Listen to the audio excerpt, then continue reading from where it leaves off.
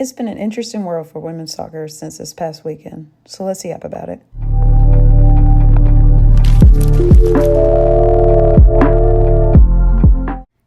If any of you watch women's soccer, then you know it's been an interesting week, to say the least. From an intense playoff weekend in the NWSL to an exciting announcement in the WSL.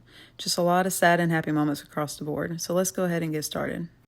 First, let's talk about these English leagues. For starters, in both leagues, all the games were played at the club's main stadiums, which is huge in the women's game, and I personally hope to see more of this in the future myself because the energy that comes from the fans at home stadiums is just amazing. On the championship side of things, the London City Lionesses, who were sitting second behind Birmingham City, have dropped to fourth after the loss to Durham.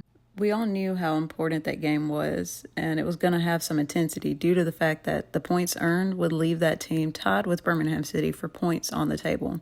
With the game ending 3-2 in Durham's favor, it's kind of wild because according to the stats, the favor was on London City's side, with possessions, shots on target, even with Durham fouls, but that's just the game. Tough break for London City. Now moving on to the top league in England, a lot of big games happened this weekend. For starters, the Chelsea City game. With City sitting at the top of the table before the game, it was a big deal for the powerhouse Chelsea to reclaim their spot at the top, to which they did, with a 2-0 win. With goals by Ramirez and Wrighton, the game was in a deadlock until the 75th minute, and then 4 minutes later, doubling their score. Both teams are in the middle of having their fair share of injuries, with City having the likes of Viv Miedema and Lauren Hemp out, and then Chelsea with the long list of injuries that they have. How do we think the outcome would have been if both teams would have had their key players? Personally, I hope they both lose. With all jokes aside, moving on to the Brighton and West Ham game. With the game ending 3-2 with that wonderful late goal by Frank Kirby, the game was on Brighton's side. Until West Ham's Katrina Gorey scored a brace within 5 minutes, equalizing the score. From there, the game showed great intensity, but unfortunately Kirby helping the team claim the victory. Now, let's get on to some derbies this past weekend. We saw the Merseyside Derby as well as the North London Derby. The Merseyside Derby that took place at Goodison Park ended in a 1-0 win in Everton's favour. The one goal came from a controversial penalty, marking their final WSL game at Goodison Park. After the goal, though, that's when the energy truly came to the game and secured Everton's first WSL win of the season, a much need for the team. Unfortunately for Liverpool, their poor record in the derby continues, with still not having won a match at Everton since 2017. Then there was the great North London derby, ending in scores 3-0 in Arsenal's favour at Tottenham's home stadium. Alessia Russo got the game started with a goal within 60 seconds of the game starting, marking her 5th goal of the season. With last season Tottenham winning their last face-off, it really fueled the fire for the Gunners for them to bring this win home and ending the Spurs' at-home winning run. Also, shout out to the childhood gunner Leah Williamson for earning her 150th WSL appearance as well as her 100th WSL win. And in the end, it's safe to say North London is red. With the top 4 teams being Chelsea, City, Brighton, and Arsenal, the WSL is looking intense, to say the least. Now let's come back home and yap about the NWSL.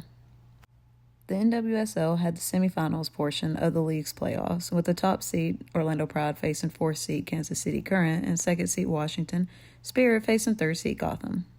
The first game of the weekend, being between Spirit and Gotham, started the weekend with nothing but energy, intensity, and even some drama.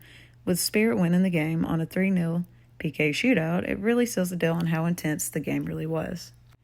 The win does bring the Spirit to the championship for the first time since winning the league in 2021. This game for sure brought the drama, with 8 yellow cards given and a red given to Gotham defender, and the honorary one from Trinity Rodman.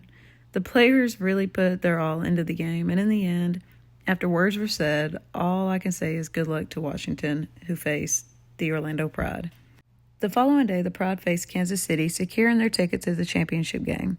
The game was played in Orlando, so the Pride already had home field advantage, and this win means that they now head to Kansas City, ironically, to play in the final, which must have been a tough pill to swallow for the Current. Now, Kansas did score the opening goal of the game, only for the Pride to equalize just a few minutes later. Now, we can't talk about this game without talking about 2 things. Barbara Banda's rocket of a goal and the legend herself, and a very artistic goal. Such a Marta goal, but Marta. I could honestly never get tired of watching it. The championship game will be played on the 23rd of November. Now on an international level, soon the U.S. women's national team takes a trip to Europe to play in some games. They will face England at Wembley, which we all know the games at Wembley always bring a great crowd and an intense environment. But the game I'm personally looking forward to is the one where U.S. face the Netherlands. Yes, and it's because of Lily Johannes. She was called up, and we all know about the whole committing to the U.S. national team over the Netherlands. And if you don't, I have a whole video talking about it that you should absolutely check out. The feeling that must be there for her, or if or when she does face them, if she gets to play. Now, there's been some discussion about the roster not having a certain 3 players. We all know them as the Triple Espresso: Mal Swanson, Sophia Smith, and Trinity Rodman. With Rodman playing in the final and Swanson and Smith both having injuries, it's kind of a given as to why they're not called up. But you know they all earned the break, and so enjoy it while you can. But before we end this, I want to say congrats to Sam Mewis on finally becoming something you've been wanting for a long time, and you're finally getting your moment. You're finally becoming cool. Oh my gosh, I have been waiting to be cool for so long, so I'm very, very excited for this opportunity. I'm only kidding, but big congrats to Sam Kerr and Christy Mewis expecting their first child, and all the best wishes in this journey. But now that I've yapped away about what's going on in the women's game, I appreciate you choosing to listen, so stick around, there will be more to come, and until next time.